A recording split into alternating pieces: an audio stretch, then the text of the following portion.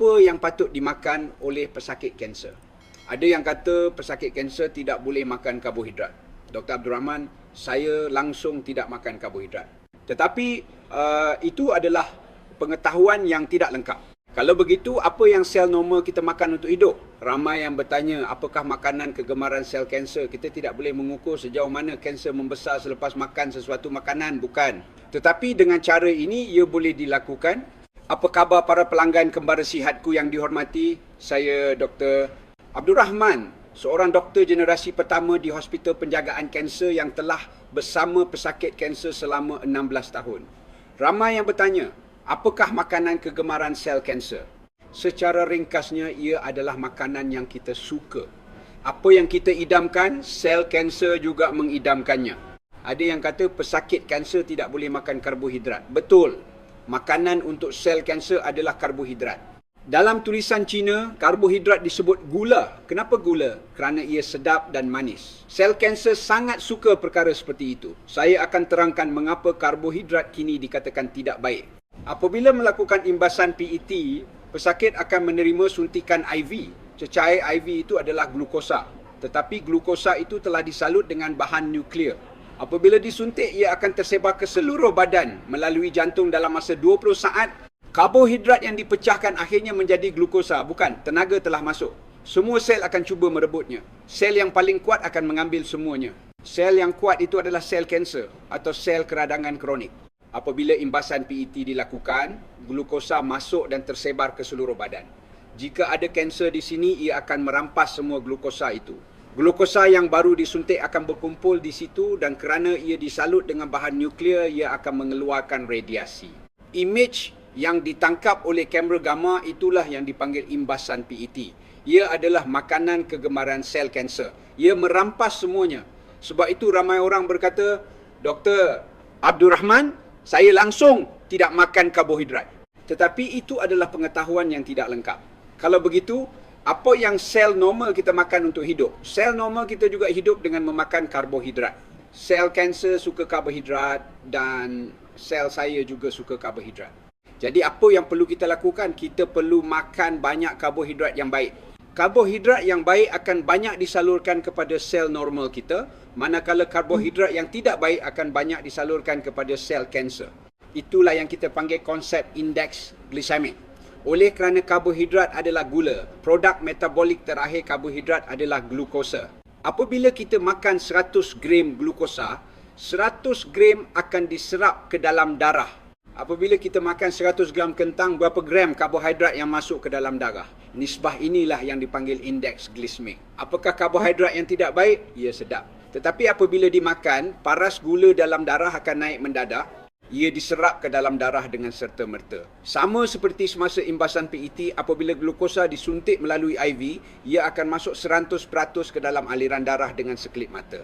Sebab itu semuanya pergi kepada sel kanser.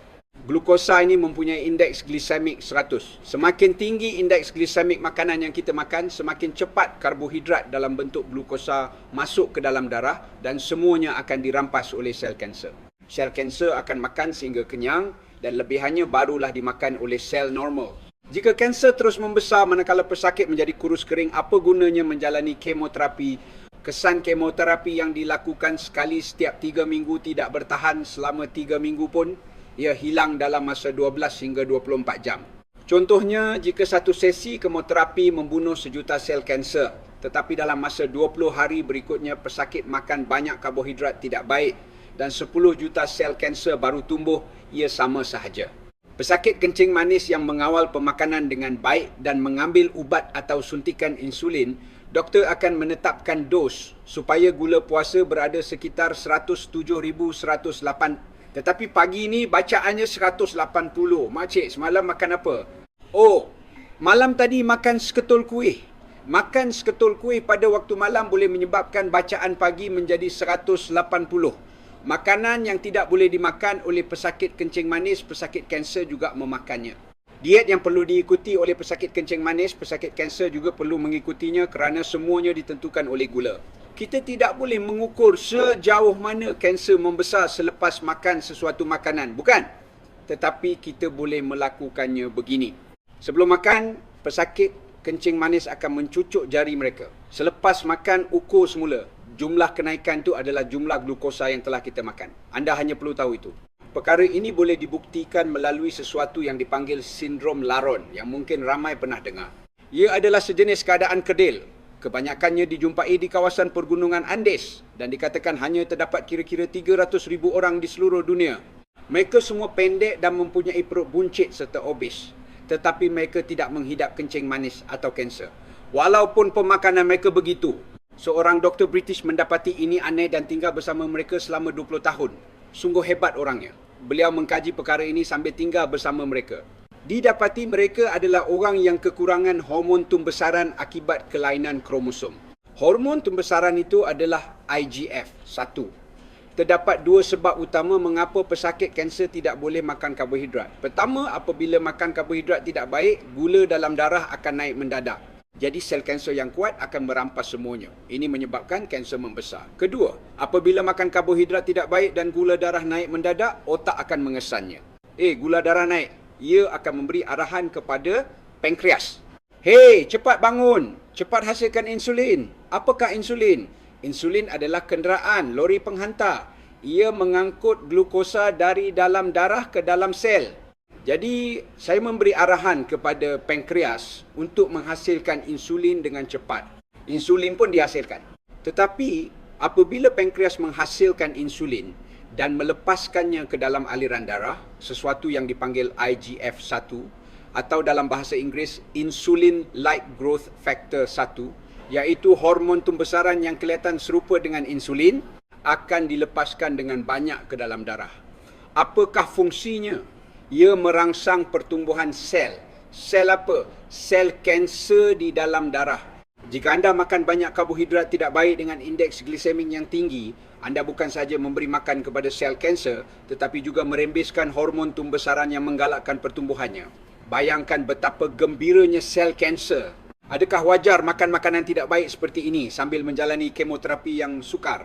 Jadi, bagaimana cara pemakanannya? Karbohidrat adalah sumber tenaga, bukan? Sel normal memerlukan banyak tenaga. Kita perlu makan banyak. Karbohidrat yang baik. Kita memerlukan tenaga untuk mengekalkan suhu badan, berjalan, jantung berdegup, mata melihat dan telinga mendengar. Bukan sahaja kanser suka karbohidrat, saya juga memerlukan karbohidrat untuk hidup. Jadi makanlah karbohidrat yang baik, iaitu makanan yang apabila dimakan, paras gula darah naik perlahan-lahan dan turun perlahan-lahan. Karbohidrat baik seperti ini akan diagihkan secara sama rata ke semua sel. Karbohidrat tidak baik menyebabkan paras gula darah memuncak. Kenaikan mendadak ini akan disalurkan terlebih dahulu kepada sel kanser. Hanya sisa-sisanya sahaja yang akan sampai ke sel normal. Karbohidrat baik.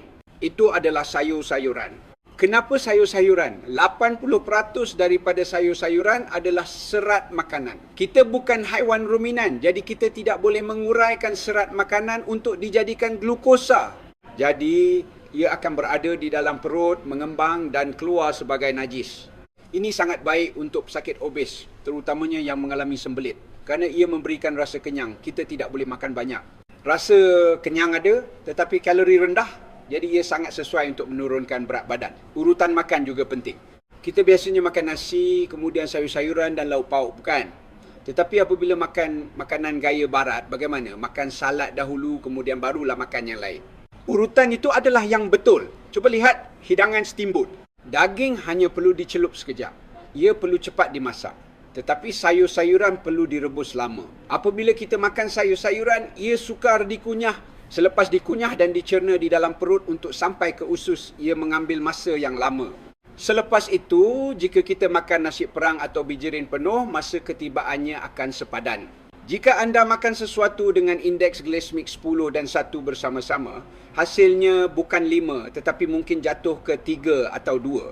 Jadi, urutan makan juga penting. Ringkasnya, jangan makan makanan yang tidak baik. Jangan makan karbohidrat tidak baik yang disukai sel kanser, yang membesarkan sel kanser dan merangsang pertumbuhannya, iaitu yang cepat diserap. Apa itu? Nasi putih, tepung gandum.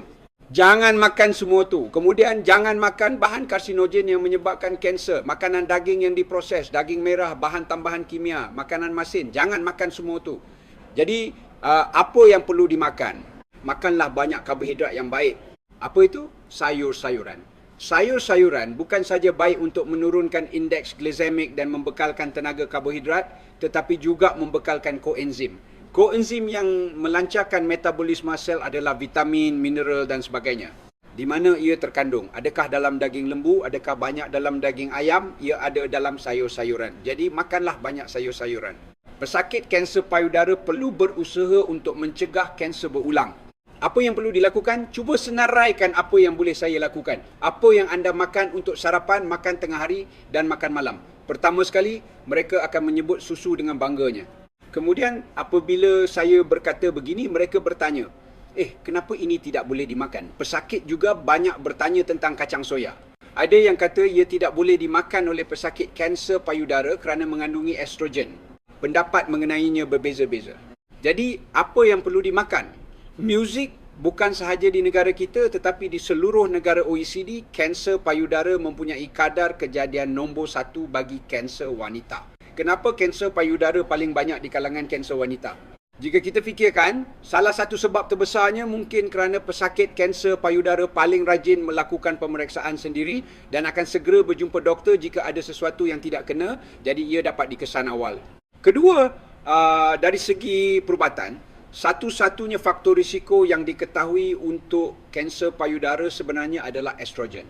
Kanser payudara adalah salah satu daripada beberapa jenis kanser yang berkaitan dengan hormon. Kanser yang berkaitan dengan hormon dalam badan kita termasuk kanser payudara, kanser ovary dan kanser prostat. Jadi kanser-kanser ini mempunyai ciri-ciri istimewa. Apabila estrogen dirembeskan dan masuk ke dalam sel payudara untuk merangsangnya, sel payudara ini akan membahagi dengan sangat cepat dan ia juga membiak dengan cepat. Oleh kerana pembahagian sel berlaku dengan kerap, mutasi juga akan lebih kerap berlaku, bukan? Jadi kanser lebih mudah terbentuk. Dan jika estrogen masuk ke dalam sel kanser payudara yang sudah terbentuk, ia akan merangsangnya untuk terus membiak dan membesar. Jadi kanser akan membesar. Oleh itu, pengurusan estrogen adalah sangat penting. Jika estrogen dirembeskan dalam jumlah yang banyak atau terdedah kepada estrogen untuk tempoh yang lama, kebarangkalian untuk mendapat kanser payudara akan meningkat. Contohnya, jumlah estrogen berbeza mengikut kitaran haid. Zaman sekarang, wanita mula datang haid lebih awal dan menopause pula lebih lewat. Kerana jangka hayat meningkat, ramai yang mengalami menopause lebih lewat. Jadi tempoh pendedahan kepada estrogen sepanjang hayat menjadi lebih panjang. Ini meningkatkan kebarangkalian menghidap kanser payudara atau selepas menopause, ada yang menjalani terapi hormon wanita kerana simptom menopause atau klimaktrik yang teruk. Selepas menopause, kulit menjadi kasar, tidak boleh tidur, muka terasa panas dan sendi-sendi sakit. Jadi ramai yang mengambil hormon wanita untuk menjadikan kulit licin seperti dahulu. Namun, kini trendnya adalah untuk tidak menjalani terapi hormon wanita melainkan jika sangat teruk. Apabila menerima preskripsi hormon wanita, anda mesti sentiasa memeriksa risiko kanser payudara secara berkala. Pil perancang juga boleh menjadi masalah dalam sesetengah kes. Tetapi bukan semua pil perancang meningkatkan risiko kanser payudara. Pil perancang yang hanya mengandungi satu jenis hormon tidak mempunyai banyak kaitan, tetapi mengambil pil perancang oral gabungan akan meningkatkan kadar kejadian kanser payudara. Namun jangan terlalu risau kerana apabila pengambilan pil perancang dihentikan, kadar risiko akan menurun semula. Apa yang saya sebutkan setakat ini adalah mengenai estrogen yang dihasilkan oleh ovari, tetapi estrogen bukan hanya dihasilkan oleh ovari dalam badan kita. Tisu lemak dalam badan kita juga menghasilkan hormon wanita. Dahulu, tisu lemak dianggap hanya sebagai tisu fizikal untuk penebatan haba atau cushion, tetapi kini lemak dianggap sebagai organ hormon. Sebab itu, pesakit kanser payudara cenderung untuk naik berat badan. Pesakit kanser lain pula menjadi kurus, jadi mereka disuruh untuk menambah berat badan, tetapi pesakit kanser payudara akan dimarahi jika berat badan naik. Kenapa? Kerana berat badan naik bermakna lemak bertambah. Ini akan menyebabkan lebih banyak estrogen dihasilkan. Maka, kebarangkalian untuk kanser berulang akan meningkat dan risiko kejadian juga akan meningkat. Gaya hidup pemakanan bukan? Kanser yang berkaitan dengan diet yang kebaratan dan perindustrian adalah kanser payudara, kanser prostat bagi lelaki dan kanser kolorektal bagi kedua-dua jantina. Jadi ia sangat berkait rapat dengan pemakanan. Sebenarnya, apabila makan daging, jangan makan banyak lemak. Kerana pada manusia dan haiwan, lemak bukan sahaja organ hormon yang merembeskan estrogen tetapi juga tempat pembuangan sisa bahan-bahan yang sukar disingkirkan dari badan seperti logam berat akan terkumpul di dalam lemak. Jadi jika mempunyai banyak lemak, ia menjadi tempat penyimpanan logam berat dan karsinogen yang akan meningkatkan risiko kanser. Kurangkan kalori, kurangkan makanan berasaskan haiwan. Jadi apa yang perlu dimakan? Pesakit yang datang ke hospital kami, mereka telah banyak belajar dan mengamalkan diet mereka sendiri. Cuba senaraikan apa yang anda makan. Untuk sarapan, makan tengah hari dan makan malam. Pertama sekali, mereka akan menyebut susu dengan bangganya. Kemudian apabila saya berkata begini, mereka bertanya, kenapa ini tidak boleh dimakan? Terdapat pelbagai jenis diet, bukan? Tetapi tiada satu pun diet yang mengesyorkan minum susu. Terdapat dua sebab utama. Apakah susu? Ia adalah makanan yang diberikan kepada anak lembu yang sedang membesar dengan cepat untuk tempoh yang singkat, bukan? Selepas tempoh anak lembu, ia tidak lagi diberikan. Jadi, ia adalah produk yang dibuat dari genetik lembu. Jika kita meminumnya, ia akan bercanggah dengan genetik manusia, bukan? Manusia patut makan makanan manusia. Kedua, bayangkan berapa banyak hormon tumbesaran yang terkandung di dalamnya. Hormon tumbesaran diperlukan supaya anak lembu itu dapat membesar dengan cepat dari hari ke hari. Jika kita meminumnya, pada usia saya sekarang, adakah hati saya akan membesar? Adakah pankreas saya akan membesar? Adakah payudara wanita akan membesar? Sel normal tidak akan membesar. Apa yang akan membesar? Sel kanser akan memakannya dan membesar dari hari ke hari. Jadi pada zaman dahulu, ketika makanan tidak mencukupi, susu perlu diminum untuk memenuhi keperluan nutrien dan kalori. Tetapi sekarang terdapat begitu banyak makanan yang baik, mengapa perlu minum itu? Jadi susu sebenarnya bukan makanan yang disyorkan. Dan oleh itu produk tenusu yang dibuat daripada susu juga tidak kami syorkan. Seperti keju, mentega dan sebagainya. Sebenarnya ia bukan sesuatu yang patut disyorkan. Pesakit banyak bertanya tentang kacang soya. Dan terdapat pendapat yang berbeza-beza mengenai kacang soya. Ramai yang mengatakan bahawa pesakit kanser payudara tidak boleh memakannya kerana ia mengandungi estrogen. Tetapi, apa yang terkandung dalam kacang soya adalah estrogen yang baik. Jadi, jika estrogen yang baik ini melekat pada reseptor estrogen di sel payudara, tidak akan ada tempat untuk estrogen tidak baik yang boleh membesarkan dan menyebabkan kanser untuk melekat, bukan? Jadi, ia mencegah secara preemptif. Estrogen baik yang berasal dari kacang soya adalah makanan yang sangat disyorkan untuk semua pesakit kanser, terutamanya pesakit kanser payudara. Susu soya, ia sangat baik. Sangat baik, tetapi ada kelemahannya. Pernahkah anda cuba membuat susu soya di rumah? Pesakit yang datang ke hospital kami, sebelum saya bertanya, mereka akan menulis air kacang soya atau susu soya dalam pelan pemakanan mereka. Kemudian saya akan bertanya, di mana anda beli susu soya ini? Mereka akan menjawab, tidak boleh beli.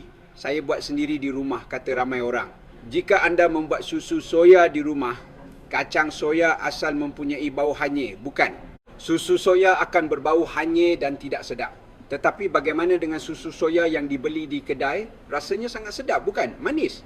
Oleh itu, susu soya yang manis dan sedap itu penuh dengan bahan tambahan. Jadi, ia tidak boleh diminum.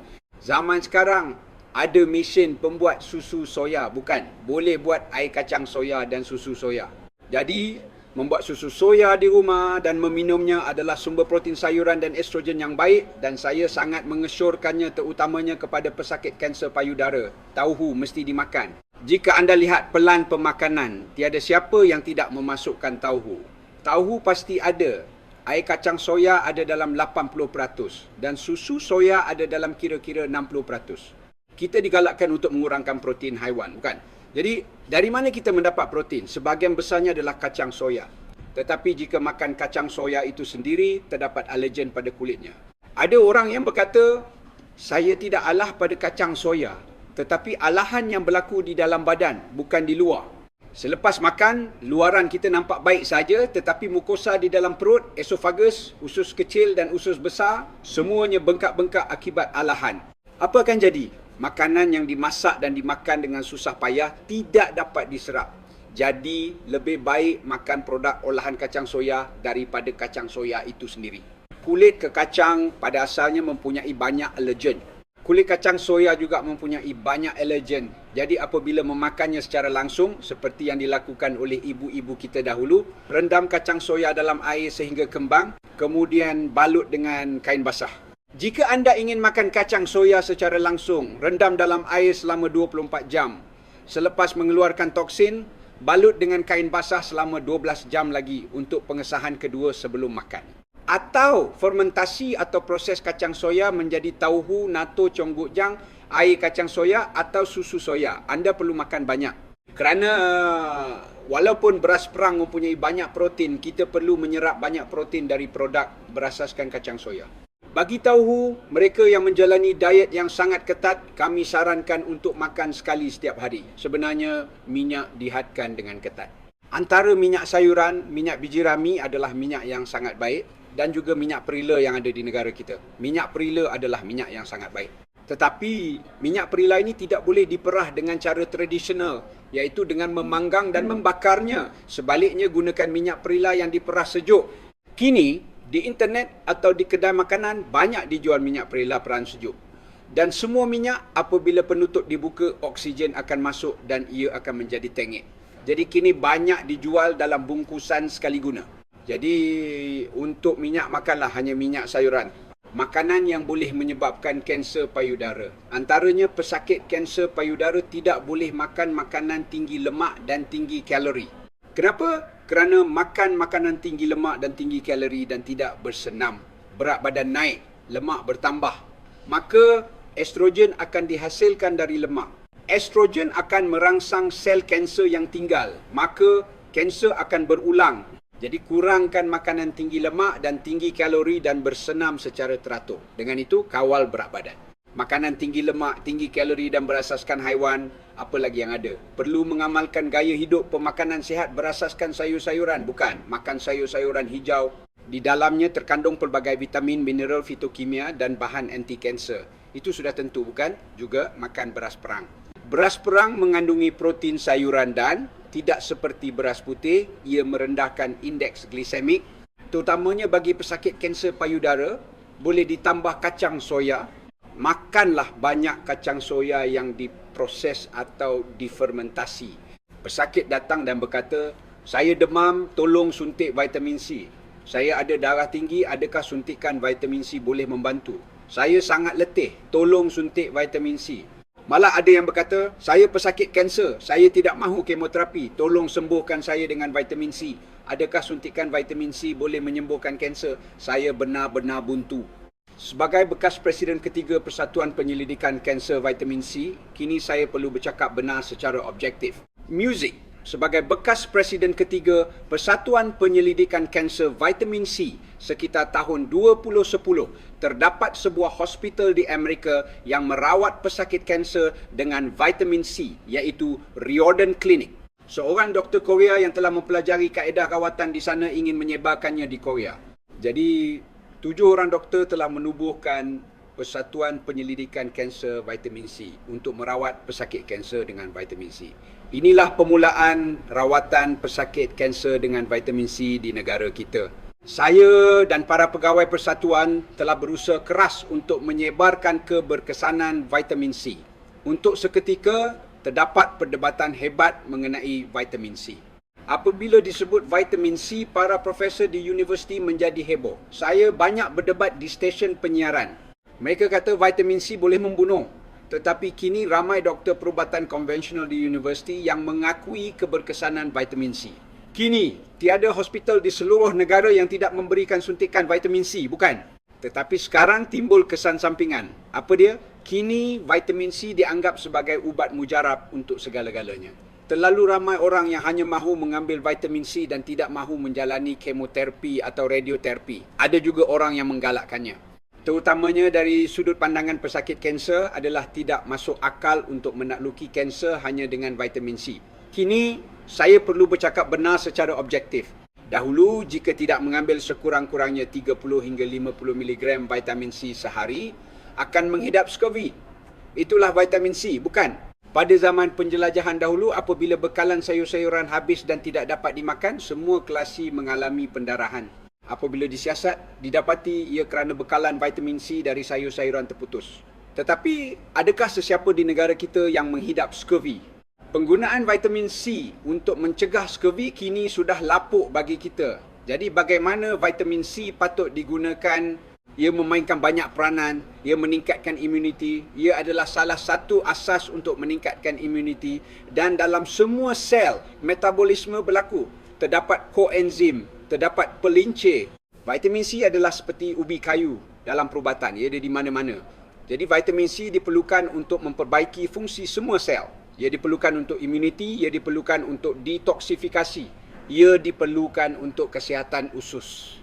Ia diperlukan untuk penyembuhan luka. Vitamin C berkesan untuk selesema, pemulihan keletihan, kecantikan kulit dan juga obesiti. Sudah tentu ia juga membantu pesakit kanser, tetapi hanya menelannya dalam kuantiti yang banyak atau pergi ke hospital untuk mendapatkan 10 suntikan vitamin C adalah perbuatan yang berbahaya.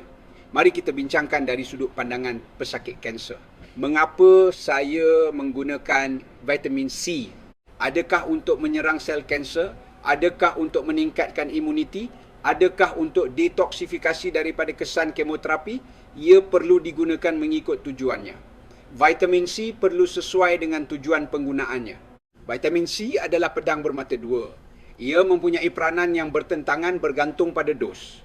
Pada dos rendah, ia mempunyai keupayaan antioksidan dan meningkatkan imuniti.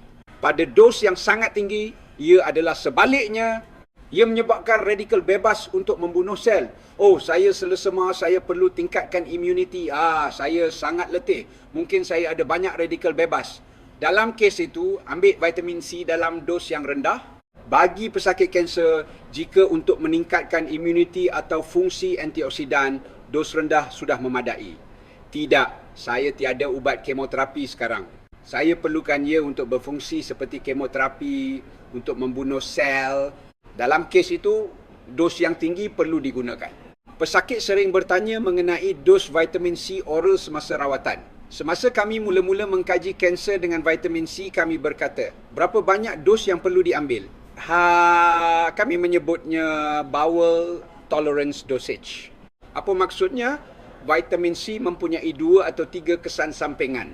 Kesan sampingan pertama, bukan untuk vitamin C suntikan. Tetapi jika mengambil vitamin C oral dalam kuantiti yang banyak, ia akan menyebabkan cirit-birit. Ada orang yang cirit-birit walaupun hanya mengambil 1000 mg dan ada yang tidak cirit-birit walaupun mengambil 5000 mg. Jadi kami mengajar mereka untuk mengambilnya sehingga dos sebelum cirit-birit. Dan bagaimana cara mengambilnya? Ambil 6 kali sehari. Sekurang-kurangnya 4 hingga 6 kali sehari. Ambil banyak. Begitulah yang kami lakukan. Tetapi semua sains begitu, bukan kebenaran 10 tahun lalu. Adakah ia masih kebenaran hari ini? Itu bukan sains. 10 tahun lalu, ia begini. Tetapi selepas lebih banyak penyelidikan, didapati ia tidak begitu. Ia sedikit berbeza. Perlu ada kertas kajian baru yang keluar secara berterusan untuk sains berkembang, bukan. Selepas tahun 2000, banyak kertas kajian telah diterbitkan. Mengenai berapa banyak vitamin C oral yang perlu diambil, banyak kertas kajian bersetuju bahawa mengambil lebih daripada maksimum 2.4 gram atau 2400 mg sehari adalah sia-sia. Badan kita tidak kira berapa banyak kita makan, hanya akan menyerap 2400 mg ke dalam darah dan selebihnya akan dibuang. Ada juga yang kata jika mengambil 2400 mg secara berterusan setiap 4 jam, ia akan terkumpul dalam darah dan memberikan kesan seperti suntikan. Itu tidak benar. Mengambil vitamin C 1000 mg 2 kali sehari, pagi dan petang, jadi kira-kira 2000 mg sehari, adalah bermanfaat untuk semua orang. Orang sihat, orang tidak sihat, orang obes, pesakit darah tinggi, orang yang ingin kelihatan muda dan juga pesakit kanser, semuanya akan mendapat manfaat. Anggaplah ia sebagai asas. Namun, adalah salah tanggapan bahawa mengambilnya dalam kuantiti yang banyak akan meningkatkan kepekatan vitamin C dalam darah dan menggandakan kesannya. Tidak kira berapa banyak kita makan, badan kita tidak akan menyerap lebih daripada 2000 mg vitamin C. Selebihnya akan dibuang serta-merta. Bercakap tentang dos, ia menarik. Ketika merawat scurvy di pusat kanser terkenal MD Anderson di Houston, mereka memutuskan untuk melakukan ujian klinikal. Mereka fikir jika seseorang mengambil 1000 mg vitamin C, mereka akan mati. Jadi mereka melakukan ujian klinikal itu. Fasa satu ujian klinikal adalah untuk melihat ketoksikan.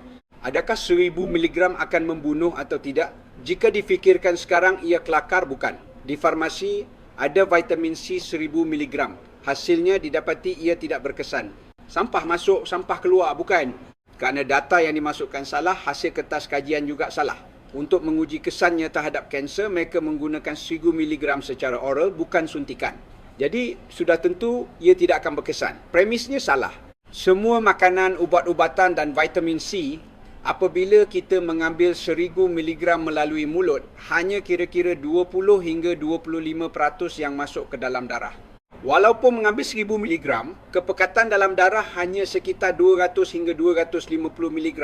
Kepekatan sebanyak itu hanya berfungsi sebagai antioksidan untuk membunuh radikal bebas atau untuk meningkatkan imuniti atau untuk meningkatkan kesihatan. Jadi, ada pesakit kanser yang menggunakan vitamin C sebagai ejen kemoterapi. Vitamin C ini mesti diberikan melalui suntikan intravena. Selepas menjalani pembedahan dan kemoterapi, untuk mencegah kanser berulang, penggunaan vitamin C dalam dos yang tinggi adalah berasas dari segi perubatan. Kemoterapi adalah perubatan konvensional, manakala vitamin C adalah perubatan pelengkap dan alternatif. Istilah perubatan pelengkap dan alternatif ini diklasifikasikan oleh Institut Kesihatan Nasional NI Amerika.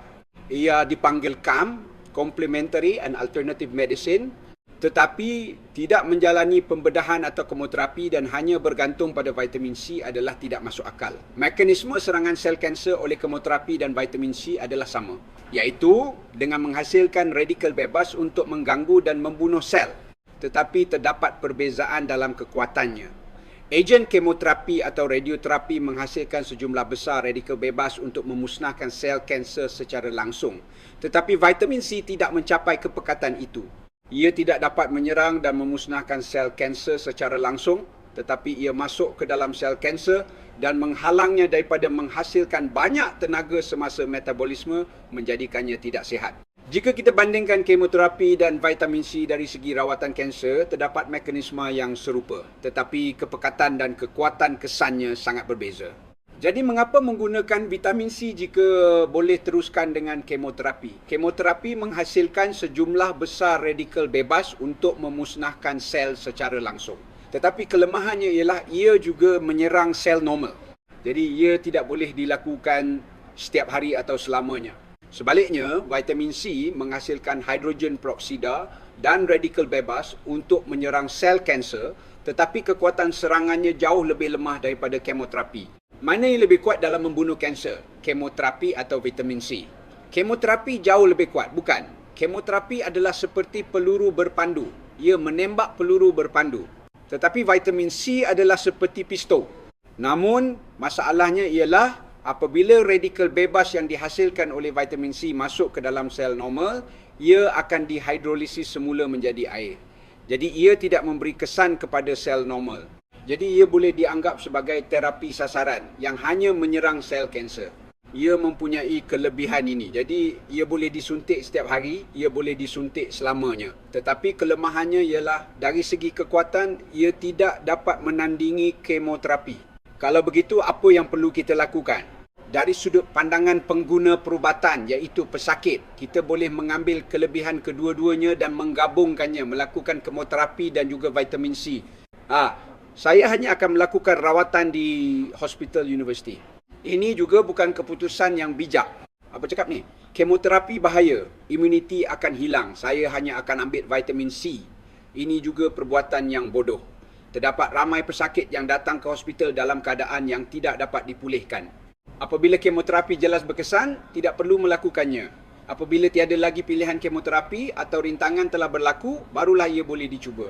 Dan profesor-profesor muda di universiti juga banyak yang ingin mencuba rawatan vitamin C. Tetapi di universiti, secara institusi dan sistem, ia tidak dapat dilakukan.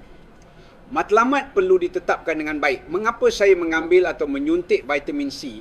Mengambil 1 bungkus vitamin C sehari dengan harapan ia akan menyembuhkan kanser, atau mengambil suntikan vitamin C sebagai ganti kemoterapi, matlamat ini adalah salah. Semasa menjalani kemoterapi, vitamin C perlu digunakan untuk tujuan detoksifikasi daripada kesan kemoterapi. Apabila hospital universiti mengatakan tiada lagi pilihan kemoterapi kerana rintangan atau ubat telah habis, barulah vitamin C boleh digunakan untuk menekan sel kanser. Pada masa itu, kaedah dan dos rawatan vitamin C akan berbeza. Terlalu banyak yang ingin diperkatakan tentang vitamin C. Bayangkan, saya sehingga menguruskan sebuah persatuan. Jadi, pada masa akan datang, saya akan bercerita tentang vitamin C satu persatu secara terperinci. Salah satu perkara yang paling sering menjadi punca pertengkaran antara pesakit dan penjaga adalah soal makanan. Anak-anak dan menantu akan membawa makanan berkhasiat, tetapi pesakit tidak boleh makan. Kerana kasihan pada anak, mereka makan dan kemudian muntah. Terdapat perbezaan preskripsi antara mereka yang tidak menjalani kemoterapi dan mereka yang menjalaninya. Mereka yang tidak hanya memberi makanan berkhasiat, tetapi menjadikannya sebagai satu diet terapeutik, prognosis mereka sangat berbeza. Saya telah mengalaminya selama 20 tahun, jadi saya boleh katakannya dengan yakin. Muzik apabila pesakit didiagnosis dengan kanser, ia mengambil sedikit masa untuk menerimanya. Selepas menerimanya, perkara pertama yang mereka lakukan adalah menukar diet. Dalam mengamalkan diet terapeutik, preskripsi untuk mereka yang tidak menjalani kemoterapi dan mereka yang menjalaninya adalah berbeza. Walaupun menjalani kemoterapi, ramai juga yang tidak mempunyai masalah istimewa. Diet untuk mereka dan untuk mereka yang terbaring selama 4-5 hari selepas kemoterapi tentunya berbeza. Contohnya, seseorang yang tidak boleh makan selama seminggu selepas kemoterapi. Keutamaan diet untuk mereka adalah untuk menambah kalori dan nutrien. Pada masa itu, makanan yang dihadkan perlu dilonggarkan. Jika pada masa itu pun hanya makan sup detox dan salad, ia akan membawa padah. Pada masa itu, makanan berasaskan haiwan perlu diberikan. Kerana semasa saya menguruskan diet pesakit kanser dan melakukan ujian darah secara berkala, perkara yang paling saya utamakan adalah paras kolesterol. Hampir 90% kolesterol disintesis di dalam hati kita. Kita yang sihat mungkin menganggap kolesterol sebagai sesuatu yang buruk kerana makan terlalu banyak dan menghidap hiperlipidemia, tetapi bagi pesakit kanser, kolesterol adalah sangat penting. Kolesterol diperlukan untuk menghasilkan hempedu bagi mencerna makanan dan untuk menghasilkan hormon steroid bagi mengekalkan stamina dalam keadaan krisis. Jadi mereka yang mempunyai paras kolesterol di bawah 100 hampir pasti akan dimasukkan ke unit rawatan rapi. Mereka yang telah mengalami kanser berulang atau merebak dan telah menjalani kemoterapi selama 1 atau 2 tahun, bukan sahaja kolesterol mereka menurun, tetapi juga protein dan albumin. Paras fungsi hati juga mungkin menurun kepada 6-7. Bagi mereka ini, elemen utama diet bukan untuk menyerang kanser, tetapi untuk menyokong sel normal. Tetapi ada penjaga yang tetap memaksa mereka untuk makan sayur-sayuran sahaja. Itu sangat berbahaya. Yang terbaik adalah jika dapat menyerap jumlah protein yang mencukupi, termasuk semua nutrien dari protein haiwan dan protein sayuran. Untuk itu, seseorang perlu makan 7 hingga 9 kg sayur-sayuran setiap hari. Tetapi lebih ramai pesakit kanser yang tidak dapat melakukannya. Sama ada kerana kemoterapi atau kerana pembedahan yang menyebabkan masalah penghadaman. Dalam kes seperti ini, pengubahsuaian perlu dilakukan. Jika terus menuntut pemakanan sayuran sahaja kepada orang seperti ini, ia akan menyebabkan kekurangan nutrien yang akan menurunkan imuniti dan membawa kepada hasil yang tidak baik. Jadi kepada mereka ini saya katakan diet perlu diselaraskan mengikut keadaan pesakit dan keputusan ujian darah. Walaupun saya berusaha, saya hanya boleh makan kira-kira 1 kilogram sayur-sayuran. Dalam kes ini, protein haiwan mesti ditambah. Kerana protein haiwan mempunyai rasa yang lebih baik. Dan penyerapan penghadamannya lebih baik daripada protein sayuran. Dan protein haiwan adalah protein lengkap yang mengandungi semua asid amino perlu yang tidak dapat dihasilkan oleh badan kita dan mesti diperoleh dari makanan. Jadi ia perlu digunakan, tetapi jika boleh elakkan daging merah dan makanlah ikan berdaging putih atau ayam itik seperti ayam atau itik. Jadi dalam kes saya akan mengesyorkan ikan kukus atau ikan rebus dimakan bersama bubur nasi perang, atau lebih baik lagi masak bubur nasi perang dengan sup ayam atau sup herba ayam dan tambahkan sedikit sayur-sayuran. Selepas makan hidangan seperti ini 2 kali, pesakit akan pulih. Tetapi dalam keadaan seperti itu, jika berkeras dengan diet sayuran sahaja, ia sangat berbahaya. Ada pesakit yang sepanjang hari hanya makan sebanyak 5 sudu kopi. Orang seperti itu berkata, ya, saya mahu makan daging lembu. Mereka patut makan. Tetapi penjaga di sebelah berkata, ayah, macam mana boleh makan ini? Itu pada saya tidak masuk akal. Tidak boleh hanya menyuruh semua orang makan ini dan itu sahaja. Diet terapeutik dalam satu segi adalah pemakanan terpilih. Kerana ia pemakanan terpilih, adakah kita akan mengelakkan makanan haiwan sepenuhnya atau adakah kita akan membenarkan ikan, telur atau ayam? Ini juga mesti diputuskan sambil melakukan ujian untuk melihat sama ada pemakanan terpilih ini memudaratkan badan saya, sama ada terdapat kesan sampingan atau sama ada ia bertambah baik. Ia perlu diubah mengikut keputusan ujian darah. Kadang-kadang ada yang dimasukkan ke bilik kecemasan. Penyebab paling biasa adalah paras kalium yang tinggi iaitu hiperkalemia yang membebankan jantung. Diet terapeutik perlu mempertimbangkan banyak perkara. Ini bukan ubat. Jadi makan makanan baik sekali dua tidak akan menyembuhkan penyakit dan makan makanan tidak baik sekali dua tidak akan menyebabkan penyakit. Jadi untuk menjadi satu diet terapeutik, pertama sekali kuantitinya mesti mencukupi dan ia memerlukan tempoh masa tertentu. Pesakit kanser risau tentang pemakanan. Alangkah baiknya jika boleh makan melalui mulut. Tetapi bagi pesakit kanser yang telah selesai rawatan mungkin tidak mengapa, tetapi bagi mereka yang masih berjuang, mereka tidak boleh makan banyak. Salah satu perkara yang paling sering menjadi punca pertengkaran antara pesakit dan penjaga adalah soal makanan. Anak-anak dan menantu akan membawa makanan berkhasiat. Makanlah ini, kata mereka. Apabila memasak sesuatu, mereka akan masak satu periuk besar. Tetapi pesakit tidak boleh makan. Tiada selera. Dan jika makan, perut akan sakit. Hanya boleh makan 1-2 sudu. Jadi semuanya akan dibuang. Selepas beberapa kali mereka akan bergaduh dengan anak. Kemudian orang tua ni kerana kasihan pada anak akan makan dan kemudian muntah. Apabila menjalani kemoterapi, ubat kemoterapi akan menyerang sel yang cepat membiak seperti sel kanser. Salah satu sel yang cepat membiak seperti sel kanser adalah mukosa saluran penghadaman. Ulcer mulut, loya, muntah, cirit-birit atau sembelit akan berlaku. Cuba bayangkan, adakah anda akan berselera jika cirit-birit dan muntah? Satu lagi, terdapat pelbagai sitokin, pelbagai bahan yang dikeluarkan oleh tumor. Bahan-bahan ini menekan pusat selera. Juga, jika terdapat halangan usus, makan akan menyebabkan kesakitan. Jika terdapat asites bendalih dalam perut, perut akan tertekan dan tidak boleh makan banyak dan selera akan hilang dengan sendirinya. Keinginan untuk makan akan hilang jika difikirkan kembali haiwan hidup untuk makan, bukan. Tetapi anjing peliharaan di rumah, jika ia sakit, ia tidak akan makan walaupun diberikan ham kegemarannya atau daging lembu dalam tin. Dengan tidak makan, keupayaan penyembuhan dalaman badannya akan dimaksimumkan. Selepas 1-2 hari, anjing itu akan pulih dan mula makan. Jadi badan kita juga apabila dalam keadaan sukar seolah-olah memaksa kita untuk makan sedikit, tolonglah jangan bergaduh kerana soal makanan. Pesakit tidak boleh makan. Makan akan lebih menyakitkan dan dalam setengah kes, makan akan menyebabkan pendarahan. Dalam kes ini, rawatan pertama adalah berpuasa.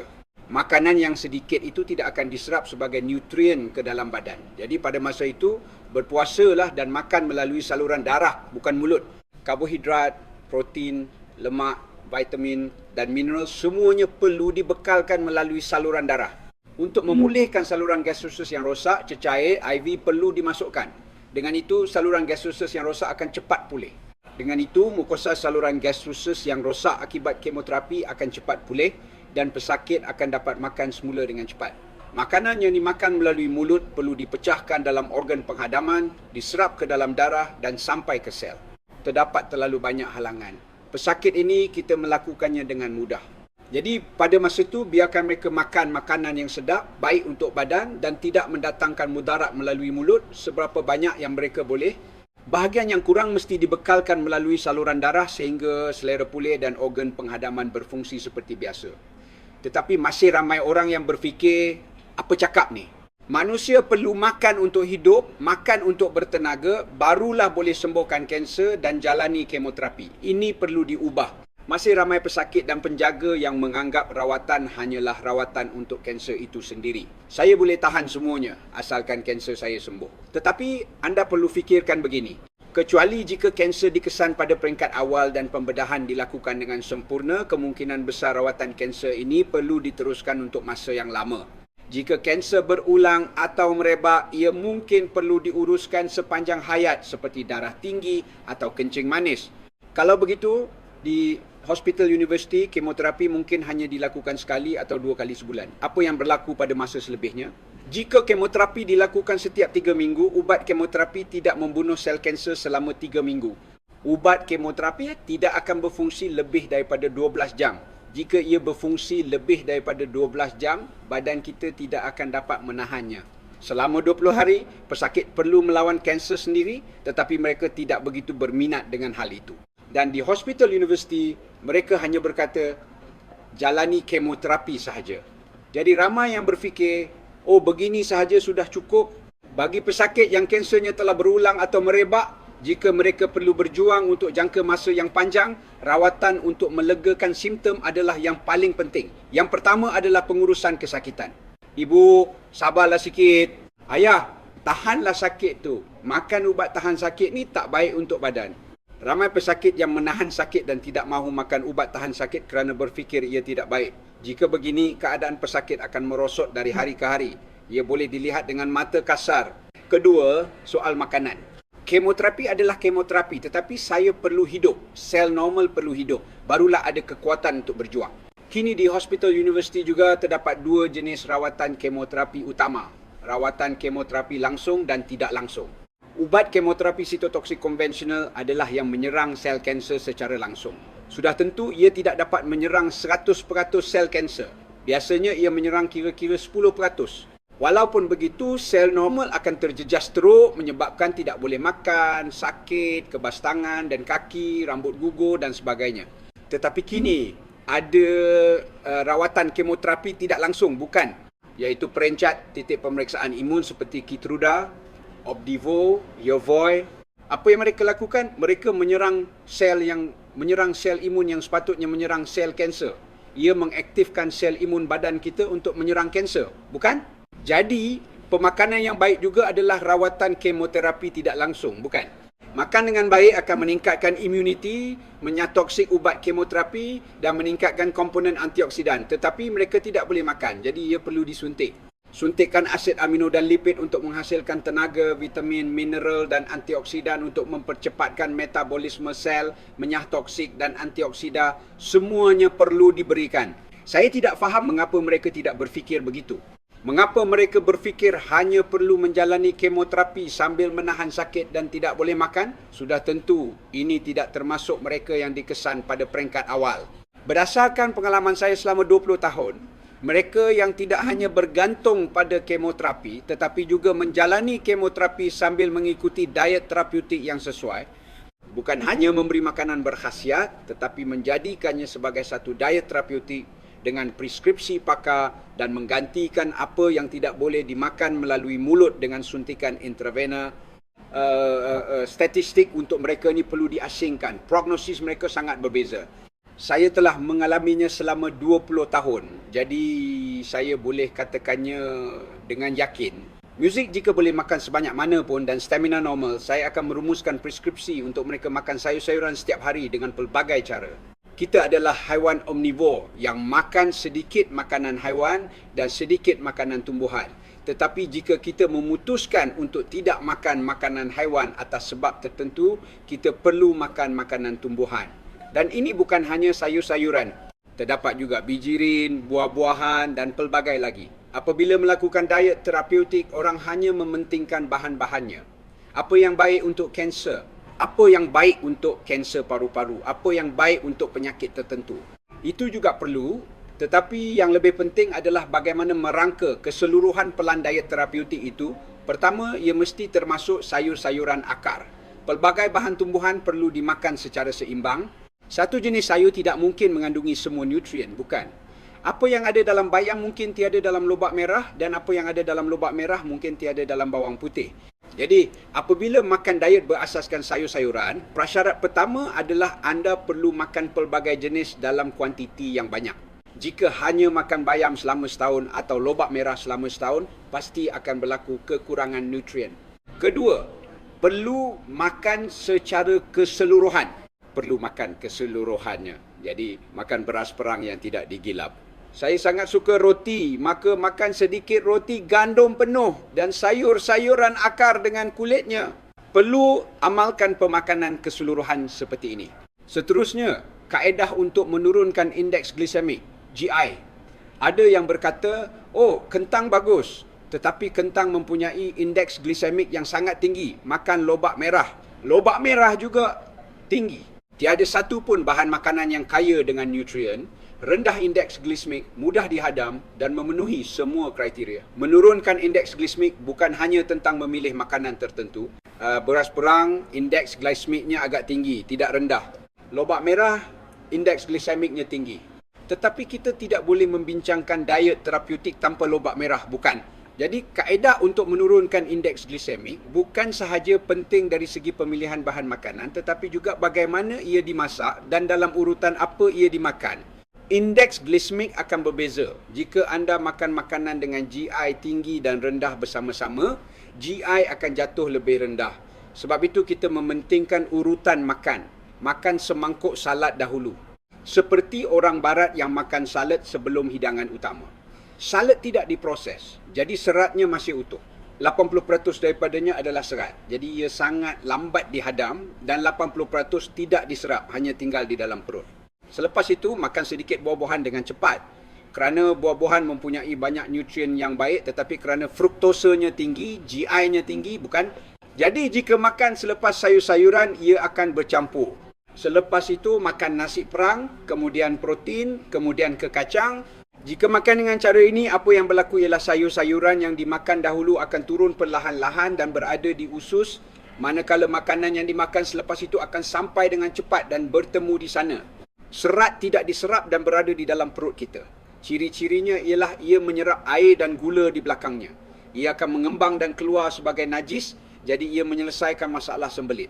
Dan kerana ia mengembang untuk masa yang lama, ia memberikan rasa kenyang, jadi kita tidak makan banyak yang membawa kepada hasil yang baik untuk obesiti. Satu lagi, kunyah makanan lama-lama. Seperti kata orang, kunyahlah air. Kunyah semua makanan perlahan-lahan. Jika anda melakukannya begini, tidak akan ada masalah dengan indeks glisemik dan tidak akan ada kekurangan nutrien. Dan tidak akan ada kekurangan tenaga kerana kekurangan kalori. Kita menjadi gemuk dan bertenaga bukan kerana makan protein. Itu semata-mata kerana karbohidrat. Karbohidrat yang membuatkan kita gemuk. Kerana sumber tenaga dan kalori yang kita makan adalah karbohidrat. Sebab itu dahulu kita ada diet Atkins, bukan? Makan daging tidak akan menggemukkan kerana ia tidak boleh digunakan sebagai sumber tenaga. Untuk meningkatkan kalori, mendapatkan tenaga dan menjadi kuat, kita perlu makan banyak karbohidrat. Semua orang tahu apa yang perlu dimakan. Di pasar raya ada banyak sayur-sayuran hijau, ada juga banyak sayur-sayuran akar, ada banyak jenis beri. Terdapat pelbagai jenis, jadi pilihlah mengikut musim. Yang penting makanlah secara seimbang. Untuk menjadi satu diet terapeutik, pertama sekali kuantitinya mesti mencukupi. Makanan haiwan mungkin hanya perlu sedikit, tetapi makanan tumbuhan perlu dimakan 2 kali ganda lebih banyak. Tetapi kebanyakan orang apabila menjalani diet, mereka mengeluarkan makanan haiwan tetapi makan makanan tumbuhan dalam kuantiti yang sama seperti semasa makan makanan campuran. Selama 1-2 bulan, berat badan akan turun, ujian darah akan menunjukkan hati berlemak hilang, hiperlipidemia hilang, semuanya akan bertambah baik. Badan akan rasa ringan dan kulit akan berseri. Tetapi jika ini dilakukan selama 6 bulan atau setahun, apa akan jadi? Askar-askar dalam badan kita untuk melawan penyakit akan hilang. Jadi untuk makan banyak sayur-sayuran, selain makan sebagai salad, ia juga perlu dimakan sebagai ulam. Ada yang dibakar, ada yang dikukus dan ada yang direbus dalam bentuk sup seperti sup detox Hippocrates. Tetapi cara terbaik untuk menyerap sayur-sayuran adalah dengan membuang 80% serat yang tidak larut dan meminumnya, iaitu dengan membuat jus. Oh, kalau makan sayur-sayuran sahaja, macam mana?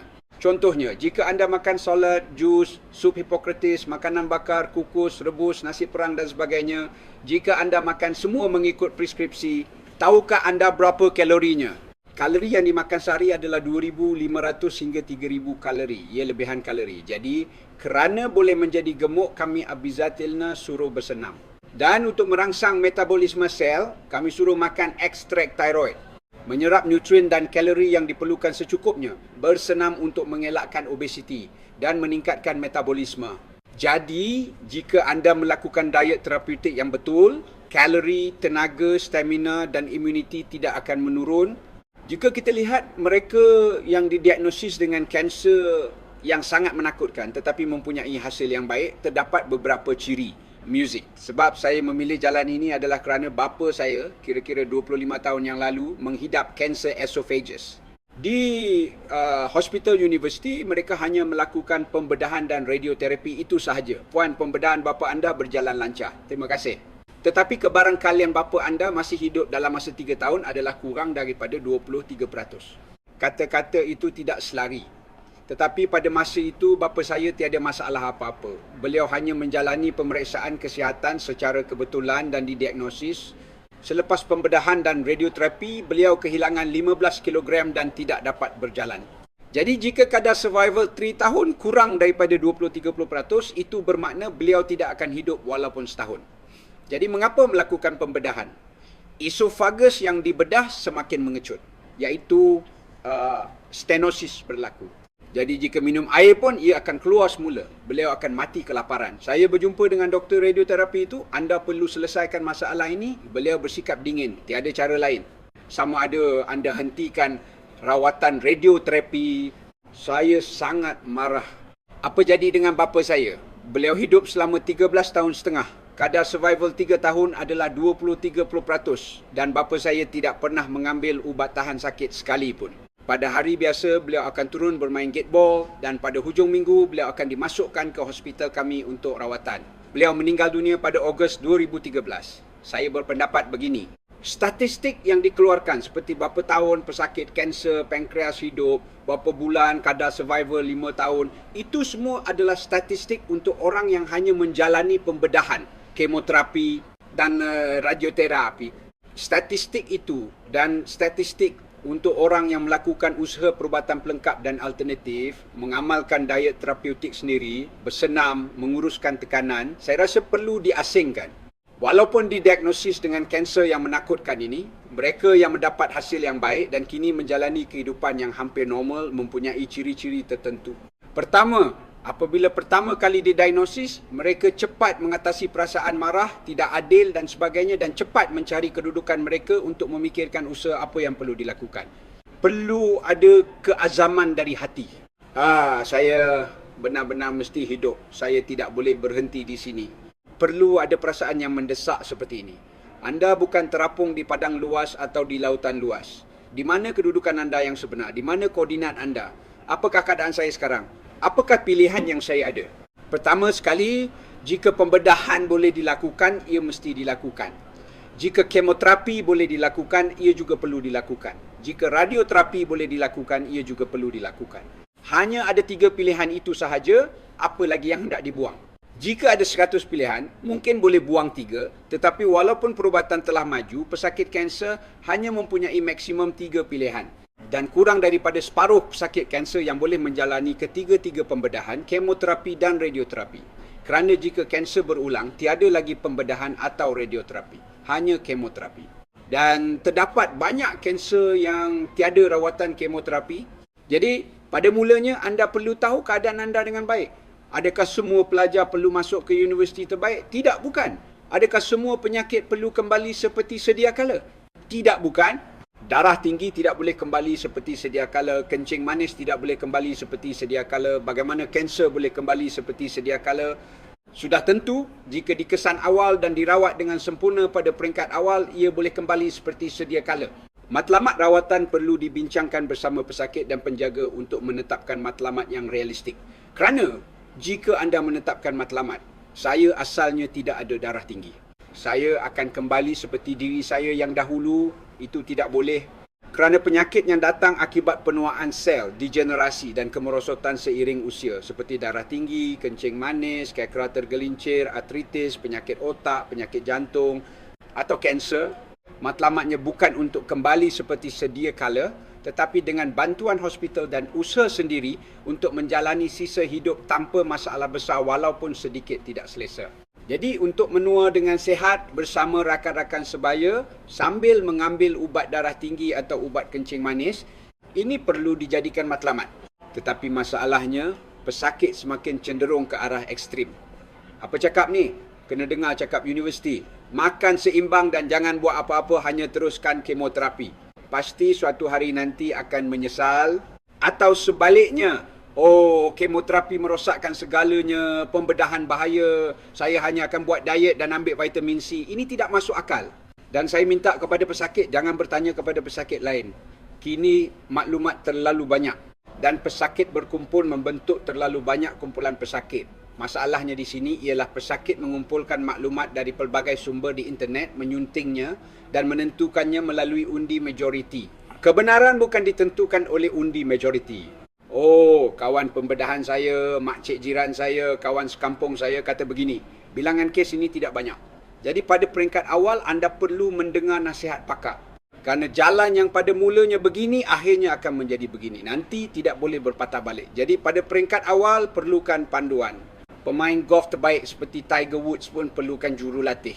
Di kalangan pesakit kami, ada yang belajar sendiri dan tahu banyak perkara. Tetapi pada pandangan saya, jika melakukannya sendiri akan gagal. Makan ini akan sembuh, buat ini akan sembuh. Tiada jalan pintas seperti itu. Belum ada satu kaedah yang sempurna. Kanser, pada peringkat awal, kaedah yang boleh dilakukan dan terbukti perlu dilakukan serentak seperti pengeboman beramai-ramai pun masih tidak mencukupi. Kedua, kepala perlu bergerak bersama. Perlu ada ketenangan fikiran. Apa dia? Hospital University akan membantu saya begini, tetapi ini akan membantu saya begitu. Jadi saya kekurangan bahagian ini. Ini saya perlu lakukan sendiri. Perlu ada pemikiran seperti ini. Dan sambil itu, anda perlu belajar sedikit tentang semua perkara itu. Contohnya, diet terapeutik. Oh, makan seimbang saja sudah cukup. Bukan begitu. Tetapi belajar dengan serius. Jadi perlu makan begini, perlu makan begitu. Ini betul. Saya selama ini tidak pernah sakit. Jadi, hospital terbaik di negara ini, doktor terbaik yang melakukan pembedahan. Jadi, saya akan sembuh sepenuhnya. Jangan tetapkan koordinat yang salah seperti itu. Dan saya akan kembali seperti sedia kala. Saya tidak akan berusaha, doktor akan melakukan pembedahan, jururawat akan menyuntik kemoterapi apabila tiba masanya dan saya akan pulang bekerja seperti biasa, bermain, makan, apa saja. Tidak boleh begitu. Dan kemoterapi perlu dilakukan, pembedahan perlu dilakukan, suntikan vitamin C perlu dilakukan, detoksifikasi perlu dilakukan, perlu belajar sedikit, kepala perlu faham dan badan perlu mengikut. Sambil itu, cubalah. Anda akan merasai badan anda berubah. Contohnya diet, cuba berpuasa selama 3 hari. Lihat sama ada badan anda berubah atau tidak. Ia akan berubah. Cuba makan berlebihan selama 3 hari, badan anda akan berubah. Betul? Cuba makan makanan tidak sihat selama 3 hari. Anda akan merasainya serta-merta. Cuba makan makanan yang benar-benar sihat selama 3 hari. Kesannya akan datang serta-merta. Betul? Apabila ia telah ditetapkan begini, sudah tentu perlu ada orang yang membimbing dan membantu. Yang paling penting adalah sokongan pasangan dan keluarga.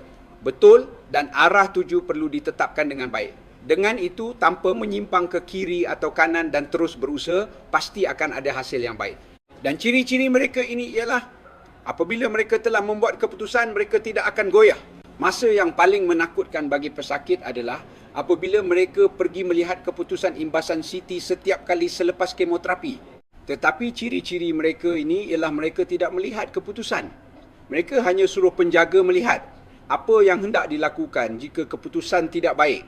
Saya hanya akan melakukan tugas saya dengan bersungguh-sungguh. Sama ada kemoterapi, pembedahan, diet, senaman, vitamin C atau detox, mereka akan mengikuti jadual dengan tekun. Mereka hanya mengosongkan fikiran seperti kanak-kanak sekolah rendah dan hidup secara sederhana. Mereka inilah yang akan berjaya